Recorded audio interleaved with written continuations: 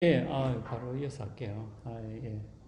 죄송합니다. 이게 원래 이 시간에는 지금 오전인데 전화가 안 오는데 반드시 받아야 될 전화라 가지고 어쩔 수 없이 받았습니다. 자, 바로 이어서 하죠. 검토를 해야 되는데 그, 그 어떤 식으로 검토하냐 하면 보통 이제 비교를 해요. 비교.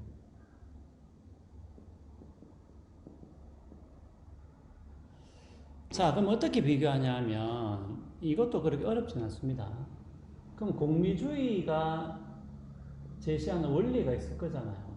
뭐, 어, 뭐, 뭐 이익을 극대화하라든지 뭐 그런 원리가 있겠죠.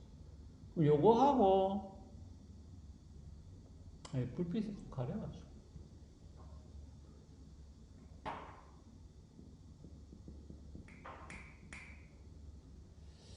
자, 요거하고,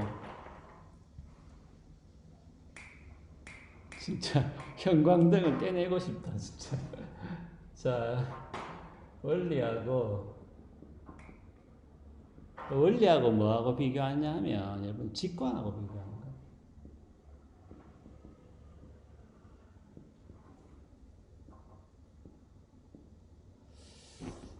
원리하고 직관하고. 여기서 직관은 뭐냐 하면은, 이미 옳다고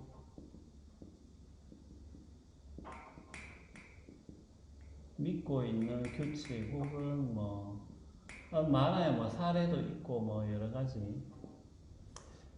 자, 요거하고 비교를 해요. 자, 그 말은 뭐냐면은 아니 이런 거예요. 그러니까 자, 여러분들이 그 뭐가 도덕적으로 옳고 그른지 지금 판단 못 합니까? 판단할 수 있잖아요. 다 판단한다는 거지. 그 말은 뭐냐면 이미 우리는 어떤 그런 그 직관을 가지고 있어요. 이미.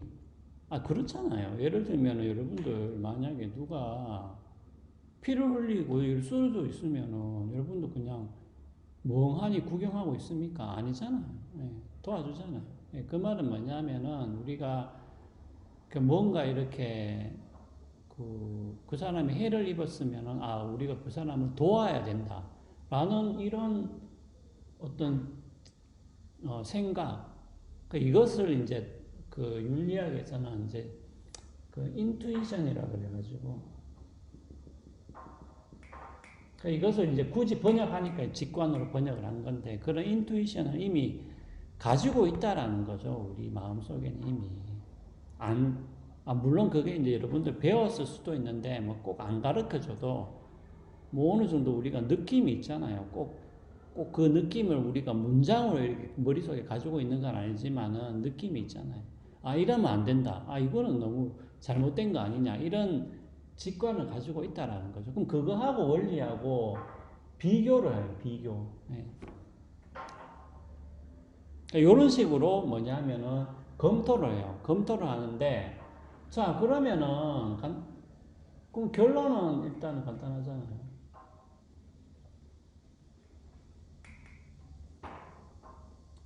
원리하고 직관이 일치,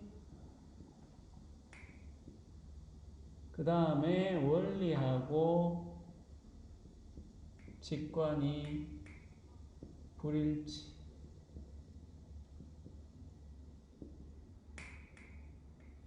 그러니까 일단은 처음에는 우리가 이런 직관, 우리가 가지고 있는 직관하고 비교를 해가지고 이 원리하고 비교를 해가지고 이것이 일치하면은 그럼 이 원리는 상당히 나름대로 뭡니까?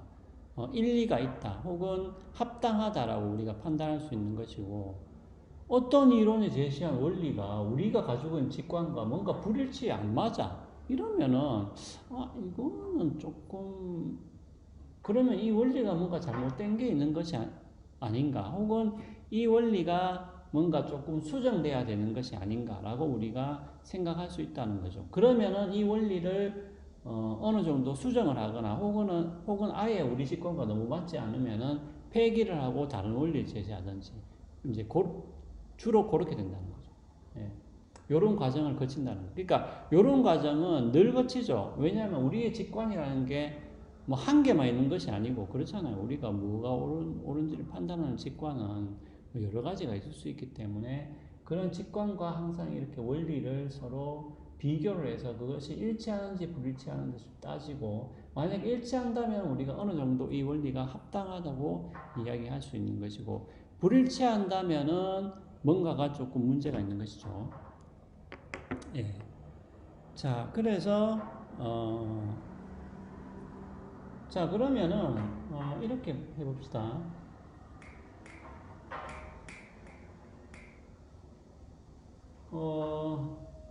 그러면 이제 공리주의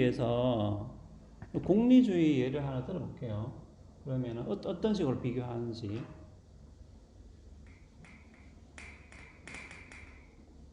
자, 그럼 공리주의를 반박하는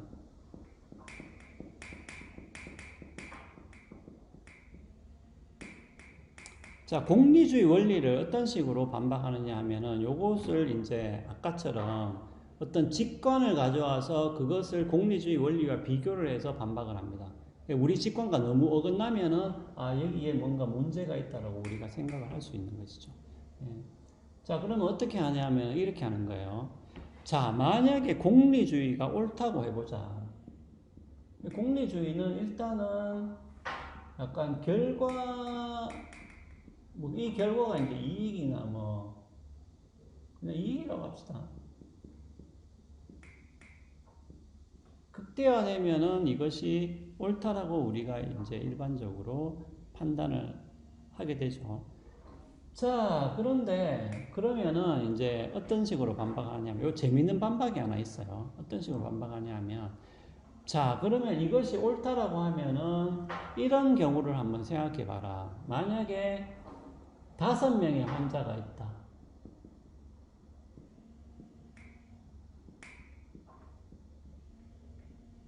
다섯 명의 환자가 있는데,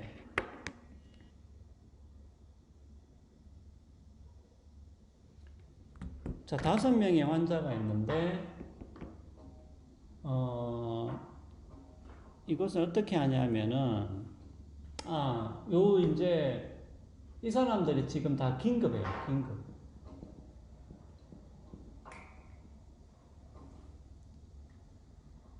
그러니까 그 말은 뭐냐 하면은, 뭐, 예를 들면, 장기 이식을 하지 않으면은 뭐 죽는다라고 합시다. 자, 그런데 아주 건강한 사람 한 명이 있어요.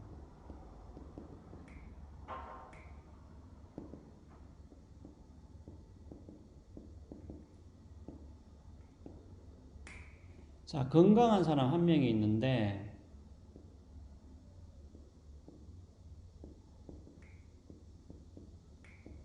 자, 건강한 사람 한 명이 있는데, 그러면은, 우리 공리주의에 따르면은 이것이 가능하다는 거죠. 그러면은, 요 사람을, 죽여가지고,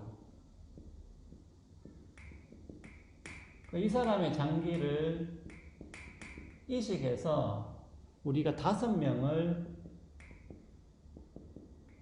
살린다.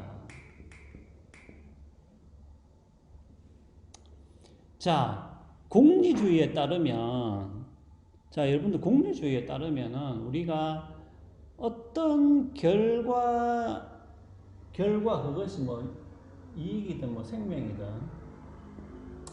이것이 극대화되는 게 도덕적으로 옳거나 허용된다라고 이야기한다면은 이 5명의 긴급한 환자를 살리기 위해서 1명을 죽여서 5명을 살리는 것. 요것은 뭡니까? 물론 1명이 죽긴 죽죠. 1명이 죽긴 죽지만, 결과적으로 이익이 극대화되는 거잖아요.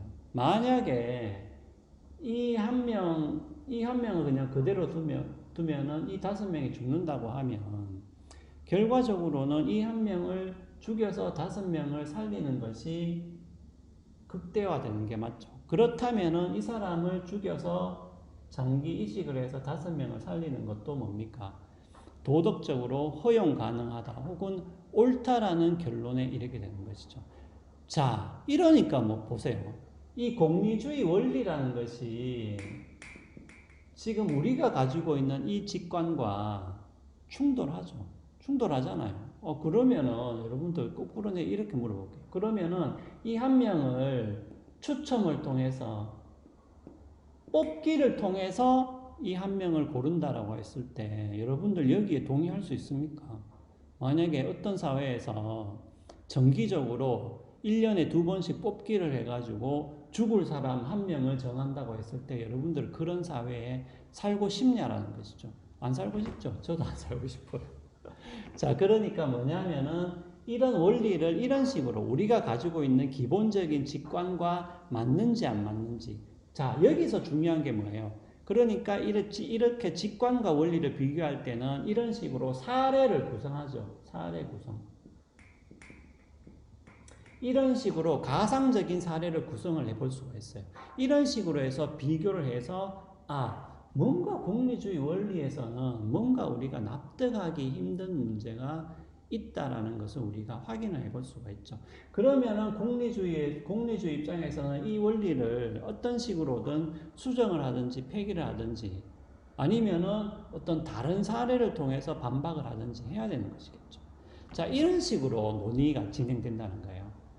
네, 재밌죠? 그러니까 원리와 직관을 비교를 할 때는 보통 이런 식으로 실제 사례를 들어도 되고요. 이런 식으로 가상적인 사례를 들어도 상관은 없습니다. 이런 식으로 해서 비교를 해서 이 원리가 합당한지 합당하지 않은지를 검토를 해볼 수 있다는 것이죠. 자, 그래서 일단은 여러분들이 여기까지 알아두시면은 우리의 논의가 어떤 식으로 진행된다. 규범 윤리학에서 논의들이 어떤 식으로 진행되고 원리와 사례가 직관이 어떤 식으로 비교된다는 것인지를 여러분들이 이제 조금은 감을 잡았으리라고 봅니다. 자, 그러면 우리가 이제 다음 시간부터는 이제 우리가 실제적인 그 강의 계획서에 따라서 우리가 어떤 사례들을 하나씩 다루어 가면서 이렇게 문제들을 한번 해결해 나가도록 하겠습니다.